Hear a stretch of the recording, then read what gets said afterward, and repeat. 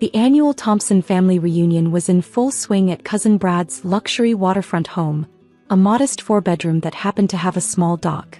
I sat by the pool, monitoring shipping routes on my phone while enduring the usual parade of family success stories. "Emily just bought another boat," Aunt Susan announced, gesturing with her mimosa. "A 40-footer. And Brad's getting a jet ski. When are you going to join the nautical club, Jessica?"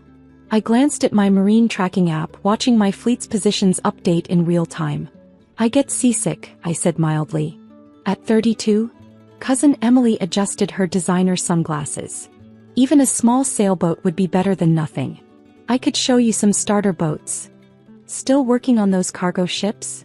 Uncle Tom chimed in. "What's that pay? $60,000 a year. That won't even cover marina fees." I took a sip of water, thinking about my actual job, CEO of the largest private yacht and shipping company in the Pacific. Around that, yes. My phone buzzed. Another acquisition complete. A 200-foot superyacht added to my charter fleet, bringing the total to 45 vessels. "Real boating is about luxury," Brad lectured, pointing at his 25-foot bow rider. "This baby cost me $150,000. "Fascinating," I murmured, checking my latest purchase. A $300 million custom megayacht nearing completion in the Netherlands.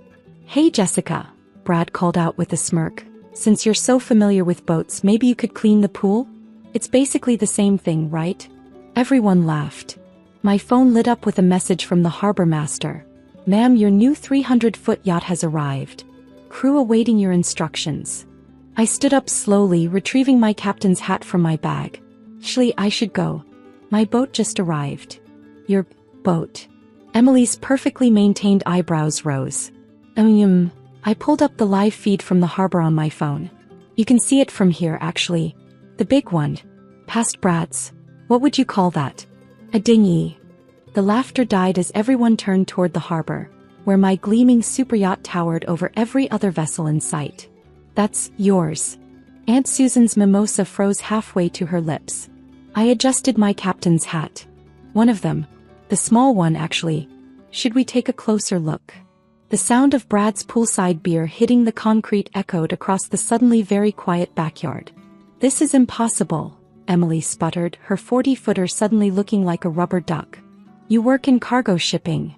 I slipped on my designer sunglasses, enjoying the collective jaw drop. "I own cargo shipping and yacht manufacturing, and the largest private charter fleet in the Pacific." "That entry-level job you mocked?" "I was buying the company." My phone continued its steady stream of notifications. * Monaco fleet expansion. 5 yachts acquired. * Mediterranean charter revenue. $50 million this quarter. * Dubai royal family booking confirmed.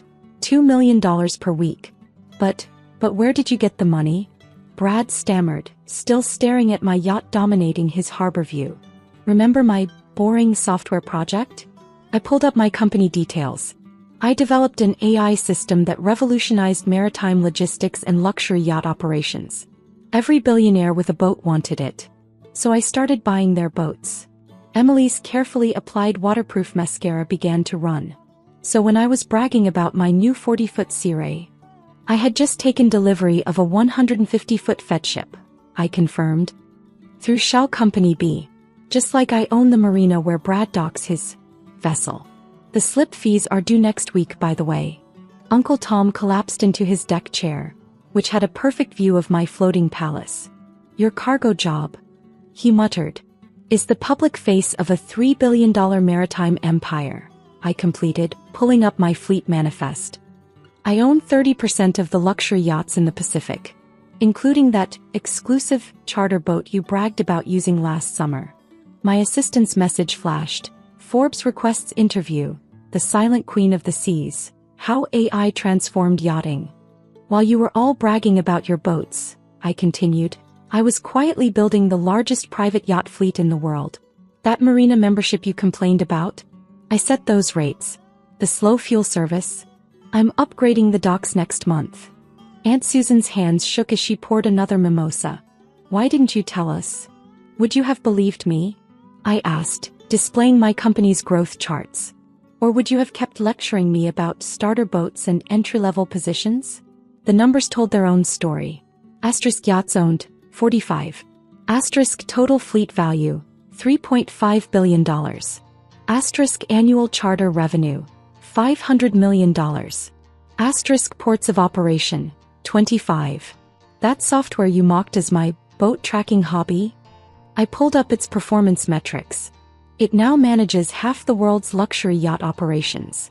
Billionaires pay millions just to access it. Brad's face had lost its usual smugness. The pool cleaning.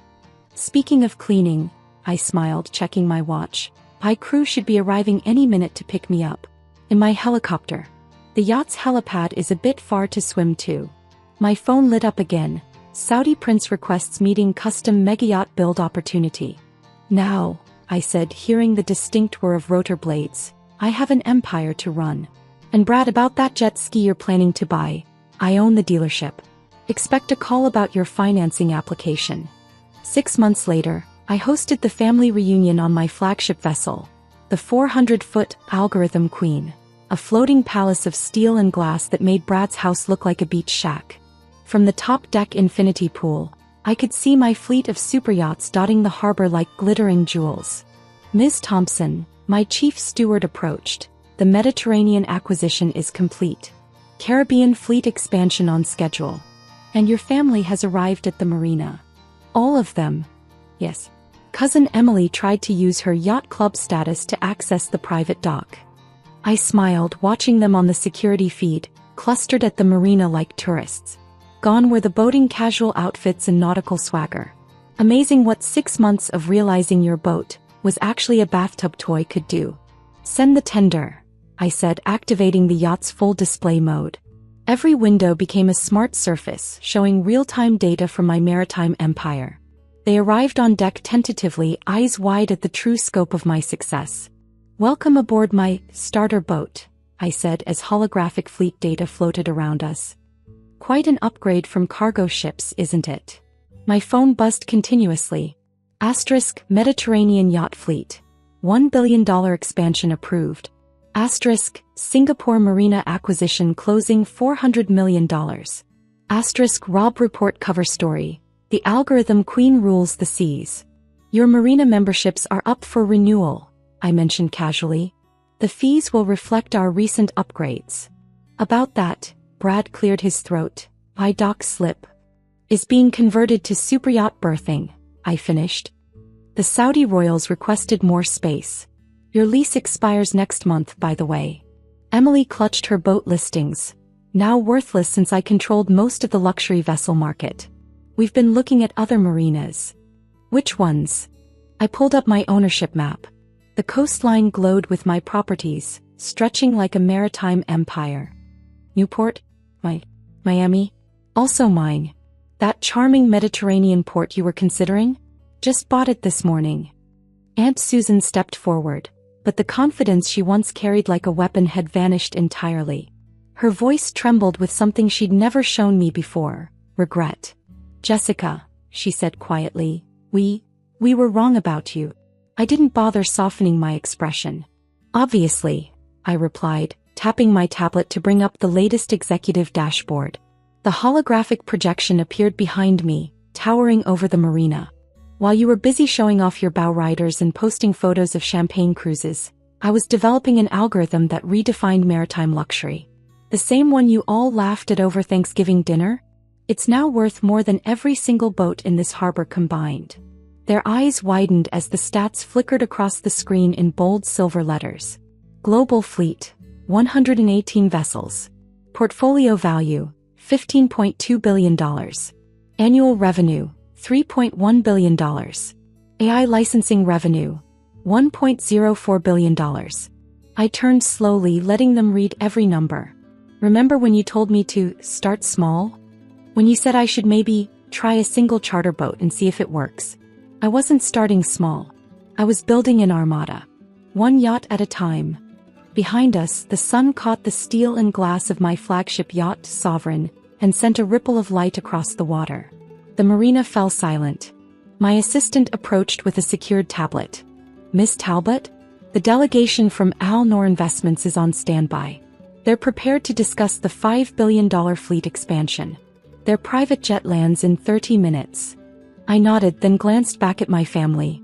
Speaking of expansion, those luxury boats you're so proud of? They're being added to my platform next month. The charter rates and usage policies will be handled by my AI. You'll receive priority access, of course. I paused, letting a smile touch my lips. After the billionaires. Uncle Tom's face drained of color. Sea charter platform? AI-managed yacht sharing, I explained calmly. Predictive usage scheduling, dynamic pricing, onboard analytics. It's already redefining how the ultra-wealthy experience the sea. My phone vibrated. I glanced at the screen. Fortune magazine.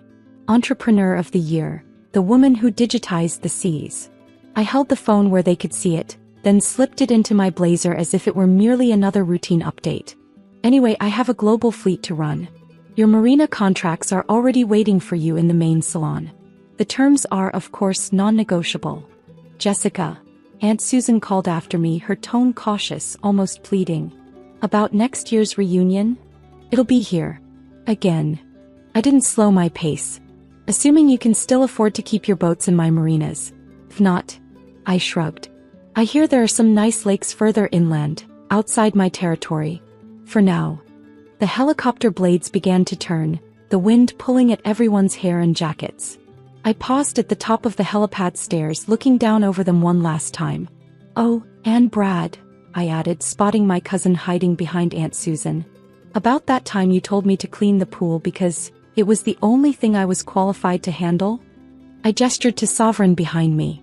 I have 7 pools on this yacht alone. My crew of 50 maintains them daily. They'd be happy to give you a lesson. Brad looked like he wanted the ground to swallow him whole. The sunset bled gold and orange across the horizon, and the light glittered across my fleet. A seamless line of vessels stretching into the distance, each one a testament to the empire I'd built while they sneered behind cocktail glasses. They once considered me the seasick girl who didn't understand real luxury. Now they stood hopelessly adrift in a world I controlled. Success, much like maritime navigation, is about knowing the tides and trusting your own course. And I owned every ocean worth sailing.